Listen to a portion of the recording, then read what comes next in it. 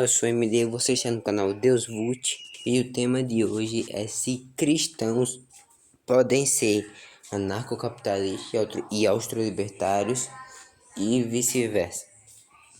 Então é isso, espero que gostem e vamos logo pro vídeo.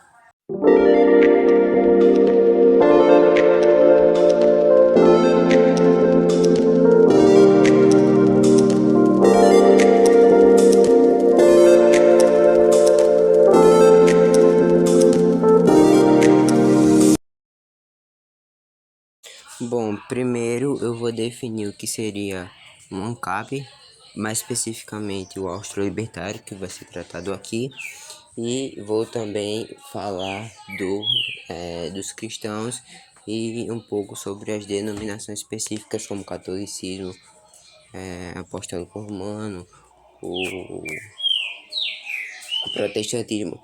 Eu vou tratar como sendo um cristianismo não católico romano e nem o ortodoxo. E enfim, vamos logo definir. Então, definindo um cristão basicamente é quem acredita e quem segue a tradição descrita na Bíblia, o que inclui as leis de Moisés, o que inclui o que o próprio Cristo falou, os apóstolos, né, Pedro, Paulo, e, enfim. E basicamente quem segue e quem acredita e segue em toda a doutrina desenvolvida por uma tradição descrita na Bíblia. O que não necessariamente implica que o cristão, para ter uma vida plena, ele deva necessariamente só seguir o que está na Bíblia, mas que a tradição que há na Bíblia por si só, você seguindo ela já é razão suficiente para você ser um cristão. Ou seja, se você pega a Bíblia, acredita em tudo que está na Bíblia, a dicção está boa, e além de acreditar, você segue tudo que está lá, bom, então isso daí por si só já é razão suficiente para você ser um cristão. Caso alguém tenha alguma discordância, que é bem possível que possa haver, pode deixar nos comentários, fica à vontade. Já um austro-libertário é quem defende a ética libertária, que é a ética libertária, que é uma ética jurídica que defende o direito à propriedade privada como o único, absoluto e exclusivo.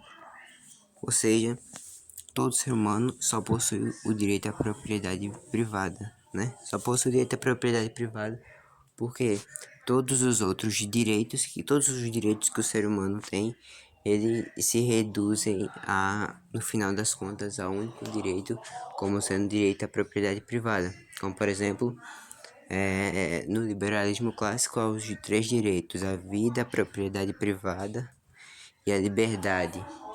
Já no próprio libertarianismo, o direito à vida, por exemplo, seria o direito à autopropriedade, o que já entra assim, na propriedade privada, o direito da propriedade privada por si só, e o direito da liberdade já seria, a liberdade já está em você poder se apropriar de certas propriedades para você posteriormente usar como lhe for mais útil e como você achar melhor. E basicamente ele vai defender a autopropriedade, a apropriação original, e a partir disso você tem sua própria propriedade, da qual só você tem direito sobre ela, e os outros só vão poder fazer algo se você permitir, porque só você tem o direito. Você tem o direito à autopropriedade, que é o direito à propriedade privada do seu próprio corpo, ou seja, seu próprio corpo é uma propriedade privada sua. E também você tem o direito de se apropriar de algo, para que aquele algo da natureza ele possa ser uma propriedade privada sua. Então, respondendo a pergunta principal do vídeo, que é se um cristão pode ser um CAP e vice-versa, a resposta é sim, e eu vou explicar o porquê.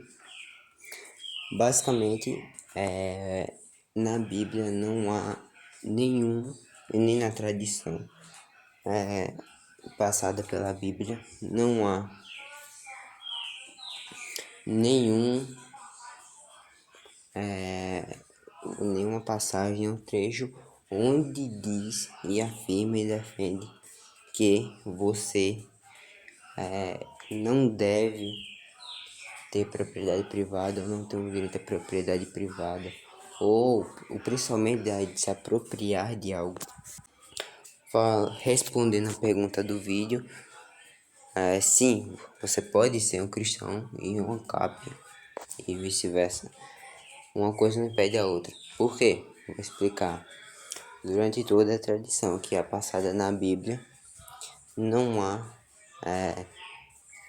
nenhum impeditivo, por exemplo, de você possuir algo para consumo próprio ou para você usar para fazer mercadorias, produtos ou o que for.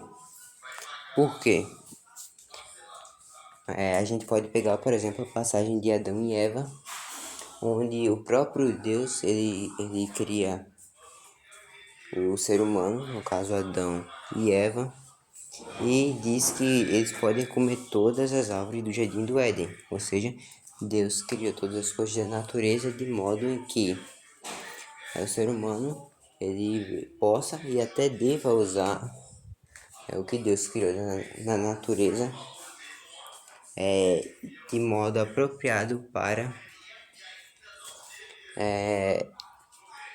o consumo próprio, para poder aproveitar daquilo que é da natureza e desfrutar daquilo que é da natureza para o fim próprio dele mesmo, para usar nele como um fim próprio. Então, não há condenação da apropriação original, por exemplo. Não há condenação de você possuir algo, e aquele algo ser estritamente seu, até porque na própria Bíblia vai dizer nas leis de Moisés não roubarás, e portanto, se há roubo, necessariamente tem de haver uma propriedade privada, e também não há uma condenação à autopropriedade.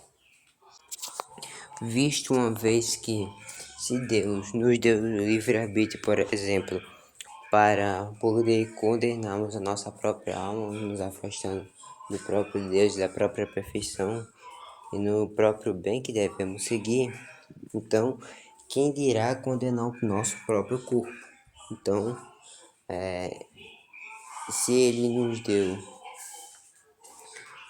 o direito de, com a nossa alma, negar ele e fazer mal a nós mesmos, não tem por que negar esse direito ao próprio corpo, né? De fazermos mal ao nosso próprio corpo. Ou seja, embora ainda seja pecado, mas mesmo sendo pecado, ainda é liberado, vamos dizer assim. Você ainda tem esse direito. E quando vamos para o catolicismo apostólico romano, isso se evidencia mais ainda, como por exemplo São Tomás de Aquino e até outros doutores da igreja e o próprio Papa Leão XIII, na encíclica Rerum Novarum, ele vai falar e vai defender o direito à propriedade particular, que no caso vai ser basicamente a mesma coisa que a propriedade privada.